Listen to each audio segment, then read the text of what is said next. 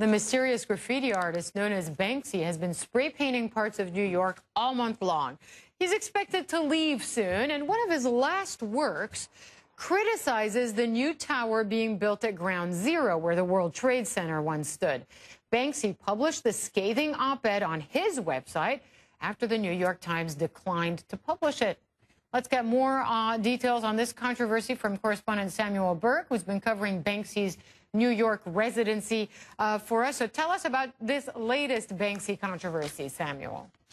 So, Hala, once he wasn't able to get his op-ed published in the New York Times, he used his website and his Instagram account, which he's been using throughout this residency, what he calls it, in New York, to post a faux New York Times cover with the headline that reads, "The biggest eyesore in New York is not the graffiti," argues Banksy, "it's under construction at Ground Zero." And so in it, he calls the new building there, which was once called the Freedom Tower, but is now referred to as One World Trade Center, as a building that lacks self-confidence. And he even says, how does it stand up when it has no spine? But I want to let you read one part that really has drawn a lot of attention. In this faux op-ed, Banksy says it would be easy to view One World Trade Center as a betrayal of everyone who lost their lives on September 11th because it so clearly proclaims that the terrorists won. Now, Hala, you know I'm not from New York, but I live in New York. And when I read that, I thought to myself, what might somebody who lost a loved one feel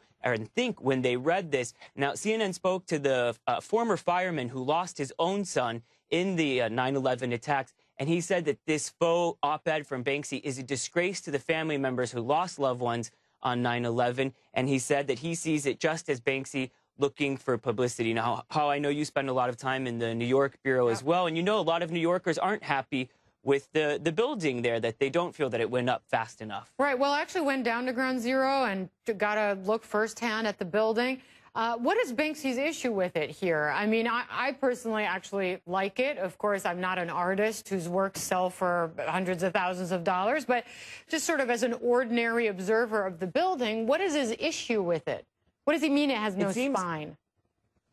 In this article, he talks about how it has a lack of character almost. He feels that it's not bold. He even calls it vanilla at one point. And a lot of people have said that it isn't bold enough. Some New Yorkers said it should have gone up faster, that there should be two towers. But, you know, I think at the end of the day, right next to that building, Hala, is the memorial. And I've never heard somebody go there and not be moved. There's this incredible memorial which has two what are essentially holes where the building was and the names of everybody who lost their lives there. And it's one of the most moving experiences that I've ever had, especially at these types of memorials or museums. You walk around and you see people who spot the names of their family members who died on that day. So while some people argue with the building and how slowly it's gone up, I think everybody's really moved by that memorial. I was really surprised to see this on his website. The New York Times, of course, said he submitted it to them. They turned it down. And it was very similar, though not the exact same thing that he's posted on his website now.